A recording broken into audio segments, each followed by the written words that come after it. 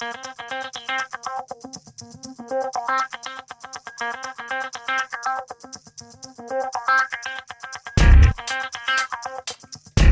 peut distinguer deux phases en fait dans un échauffement musculaire et cardiovasculaire pour un sport collectif, notamment le basket. Une phase qui serait plutôt individuelle, centrée directement sur le sportif, et une phase qui serait plutôt collective, où là on est plutôt centré sur le geste sportif.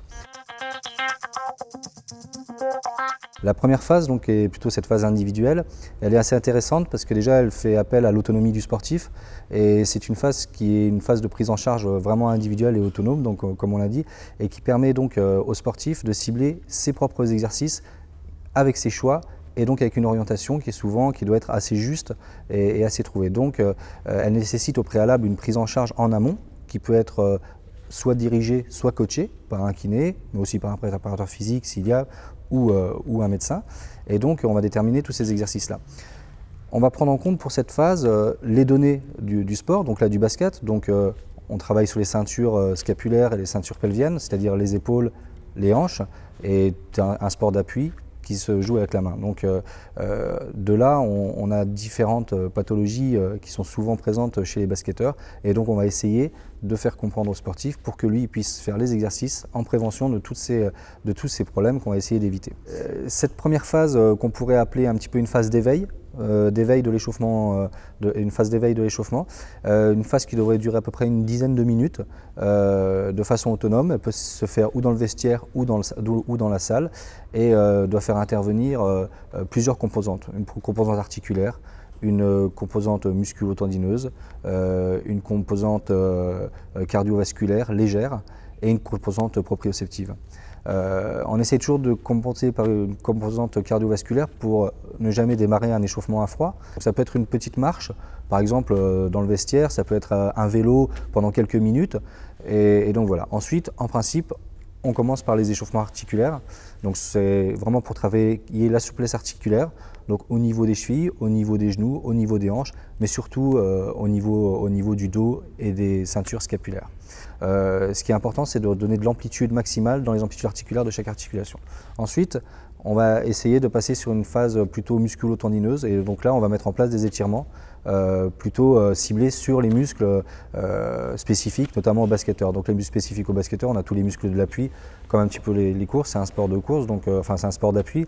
Donc tous les muscles du membre inférieur qui vont nous intéresser, ça va être surtout les ischio-jambiers, le quadriceps, le triceps, les adducteurs, et ensuite un échauffement plus global au niveau des muscles du dos.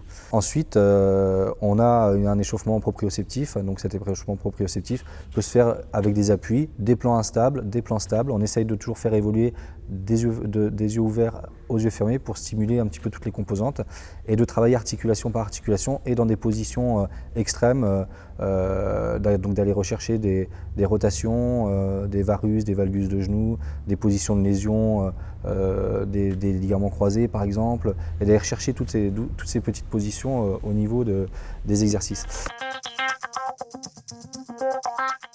L'échauffement spécifique au basket est essentiel. Il doit permettre justement aux joueurs basketteurs de se diriger vers des aptitudes et des gestes auxquels ils seront confrontés pendant le match.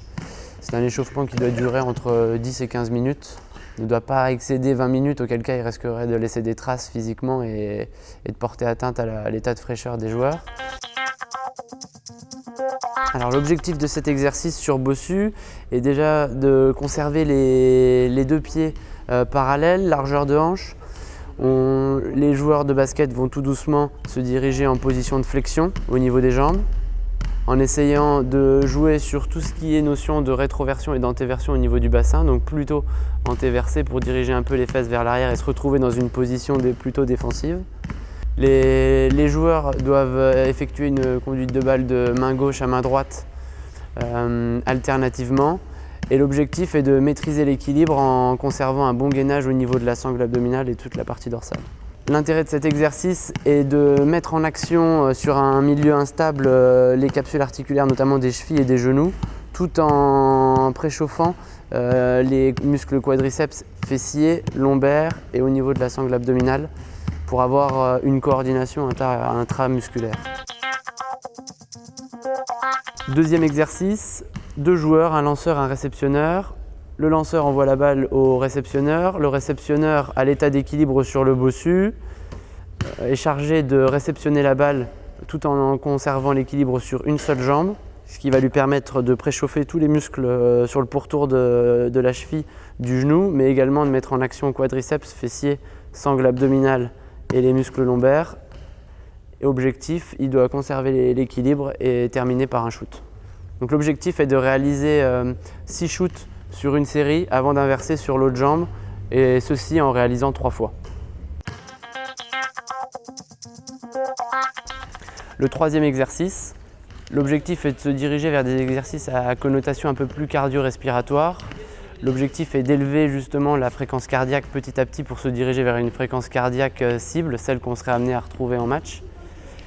L'objectif est pour le joueur de garder toujours un pied sur le bossu et d'admettre des déplacements latéraux avec l'objectif de toucher l'arceau avec le ballon bras tendu.